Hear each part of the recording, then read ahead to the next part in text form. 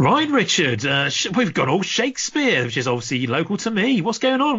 Why is he living on? Great story, this one, on the 12 backs and early vintage collectors groups. So, a tale from Sean Lehmkuhl, who was with Ryan Lehmkuhl, and as you know, those guys unearthed some great stuff over in Cincinnati. And Sean started off on October the 27th at 9:18 p.m. with a wonderful story.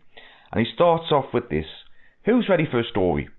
This is a story of hope, disappointment, a monster, arson, homeless camps, digging through trash, and never giving up. Exciting, right? To start it off, over 3 years ago, I was contacted by a family member of a real estate investor who owned Kenner's Robertson Avenue building. If that location sounds familiar, it's because that is where Kenner's infamous Morgue was located, housing prototypes, artwork, samples, and all sorts of other types of toy gold.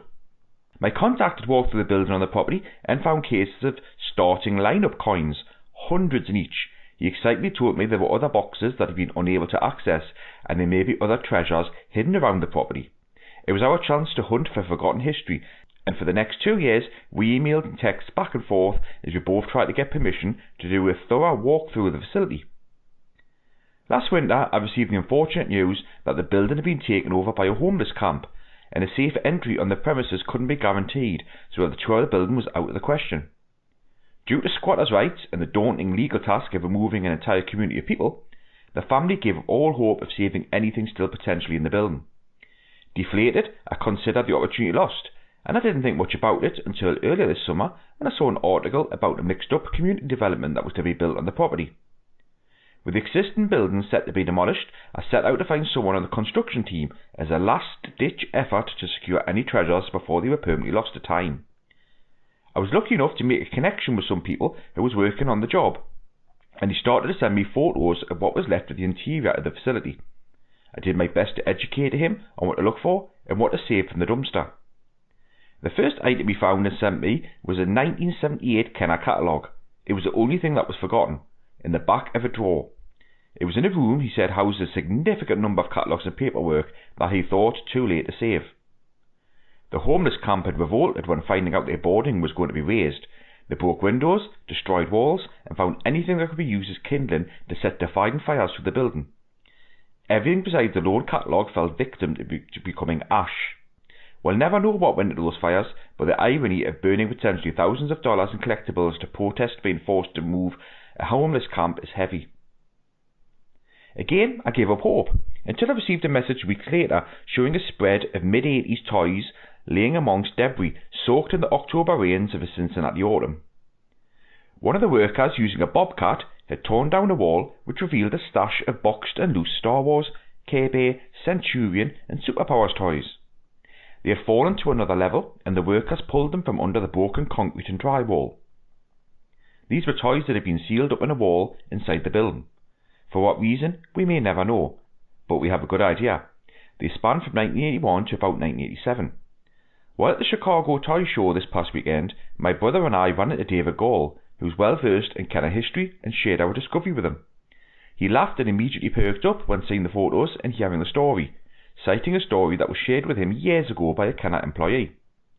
He told us about a big monster painted on the wall, with a hole where the mouth would be, opening up with a space between walls where employees would throw toys when they were bored, as a fun game.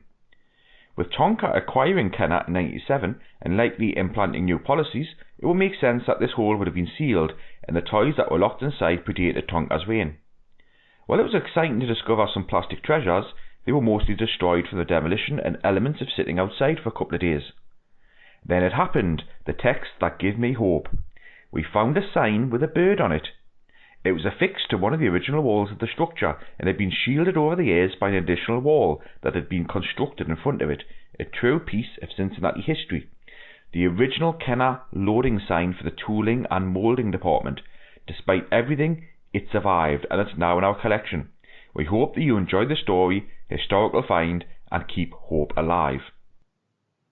And then what he did was he showed loads and loads of photographs of the Kenner Morgue, and the building it's actually quite sad to look at it, see how derelict it is when you consider what was there at one time and what it was used for. There's photographs of offices, storage facilities. the coins, I mean, there's a big bag of coins. I mean, obviously these coins are blanks, but Brian Lullock had said, could you imagine if these were Power of the Force coins? Yep, instantly would cripple the Power of the Force coins market.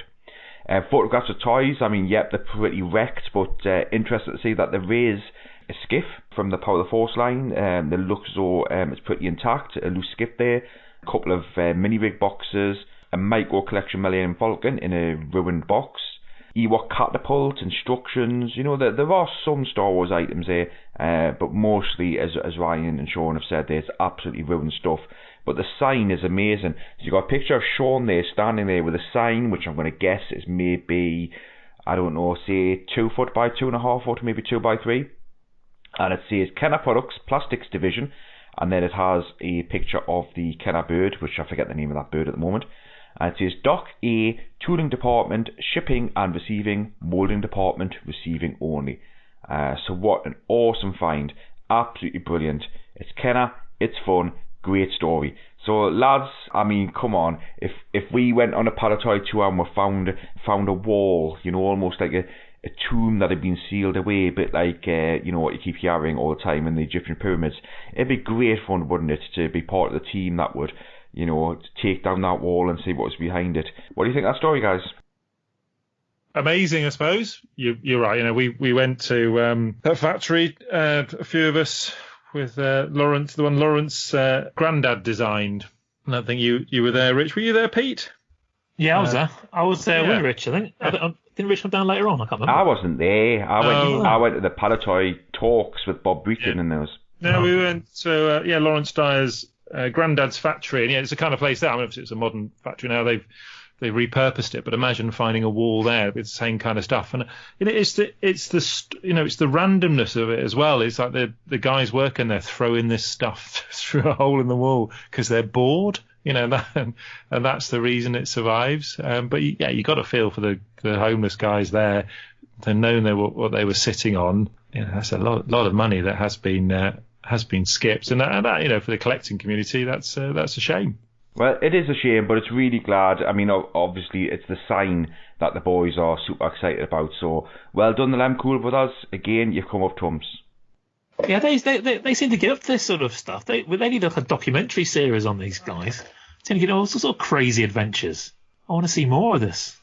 It's just a great story, isn't it? I mean, the story and the adventure, it's like collecting Indiana Jones. And just the excitement of going in somewhere like that and not knowing what you're going to find and unearthing these treasures. And the fact they came out with something which is a real part of Kenner history is just fantastic. But, you know, the story and the experience is almost as good. Yeah, the opportunity to go and have a look through an old Palatoy warehouse or factory or something and just sort of see what you could unearth. Crikey, that would set all of our hearts racing, wouldn't it?